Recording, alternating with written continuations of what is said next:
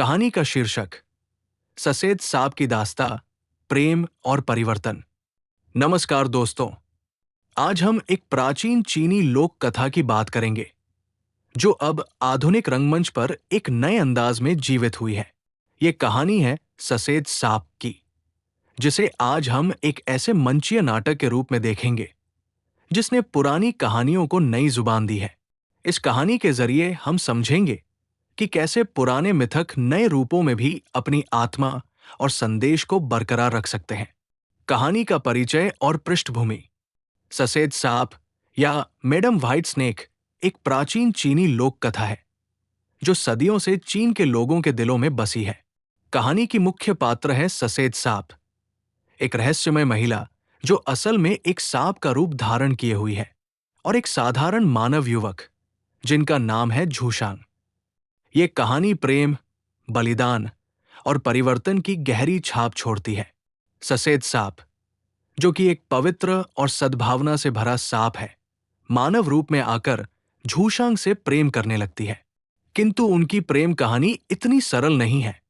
उनके बीच की दूरी केवल उनके रूपों की भिन्नता ही नहीं, बल्कि उनके जीवन के दो अलग अलग संसारों की है।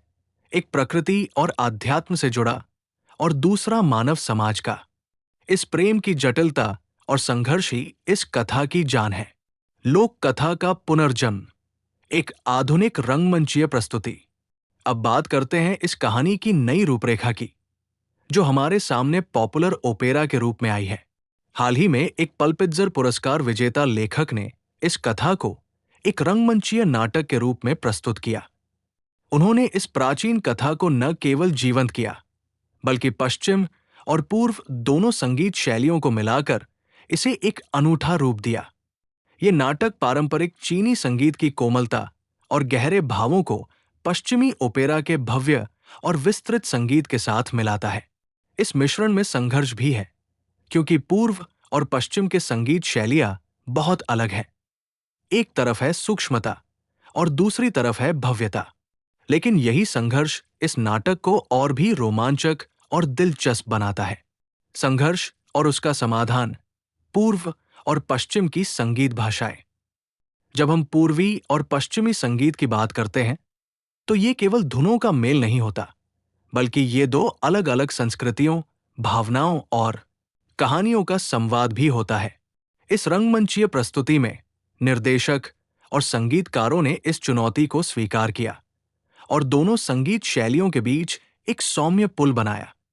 परंपरागत चीनी संगीत की शांति और गहराई ने पश्चिमी ओपेरा की ऊर्जा और जज्बे के साथ मिलकर कहानी को एक नया आयाम दिया। इस संयोजन ने दर्शकों को एक ऐसा अनुभव दिया जो दोनों संस्कृतियों के प्रेम और संघर्ष को समझने और महसूस करने में मददगार साबित हुआ। मोर, प्राचीन मिथक की नई आवाज। सबसे दिलचस्प हिस्सा तब आता है जब यह प्राचीन मिथक, जो सदियों से बस कागजों और कथाओं में था, आज एक नई आवाज पा जाता है। नाटक के मंच पर ससेद सांप की कहानी न केवल सुनाई जाती है, बल्कि महसूस भी कराई जाती है। ये नए युग की भाषा में पुरानी दास्ता को जीता जागता कर देती है। ये नया रूप हमें ये सिखाता है कि पुरानी कहानियां खत्म नहीं होती, वे बस अपने रूप बदलती है और हर युग में अपना संदेश अलग अंदाज में देती है। आज की पीढ़ी के लिए ये कहानी एक नए सिरे से प्रेम, समझदारी और परिवर्तन का प्रतीक बन जाती है। नैतिक शिक्षा। पुरानी कहानियां नए रूप में भी जीवंत रहती है। इस पूरी यात्रा से हमें एक महत्वपूर्ण सबक मिलता है।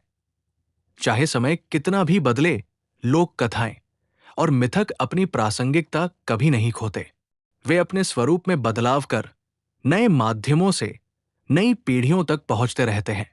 जैसे मैडम व्हाइट स्नेक की कहानी एक प्राचीन चीनी लोक कथा से एक पल्पित्जर पुरस्कार विजेता रंगमंचीय नाटक में तब्दील हुई, वैसे ही हमारी अपनी कहानियां भी समय के साथ जीवित रहती है। ये हमें याद दिलाता है कि संस्कृति और इतिहास का संरक्षण सिर्फ संग्रह करने से नहीं, बल्कि उन्हें नए रूप में प्रस्तुत करने से होता है। व्यावहारिक सीख और निष्कर्ष।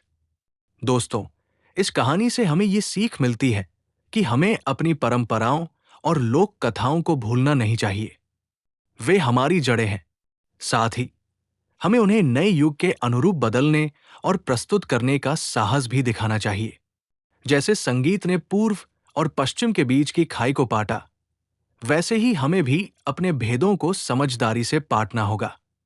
पुराने और नए का संगम हमें एक समृद्ध और जीवंत संस्कृति देता है। इसलिए चाहे वो लोक कथा हो, कविता हो या नाटक, हर कहानी को आज के संदर्भ में समझना और सुनाना आवश्यक है। तो अगली बार जब आप किसी पुरानी कहानी को सुने या पढ़ें, तो सोचिए कि उसे आज के जमाने में कैसे प्रस्तुत किया जा सकता है। शायद आप भी उसका नया रूप गढ़कर उसे जिंदा रख सकें। दोस्तों, इस तरह ससेद साहब की दास्तां न केवल एक प्रेम कहानी है, बल्कि ये परिवर्तन, समझदारी और सांस्कृतिक मेलजोल का प्रतीक भी है। पुरानी कहानियां नई जुबान में भी अपना जादू बिखेरती हैं। बस उन्हें सुनने और सुनाने वाले चाहिए। धन्यवाद। अगली बार फिर एक नई कहानी के साथ मिलेंगे। तब तक के लिए कहानी सुनते रहिए, सीखते रहिए और अपनी संस्कृति से जुड़े रहिए।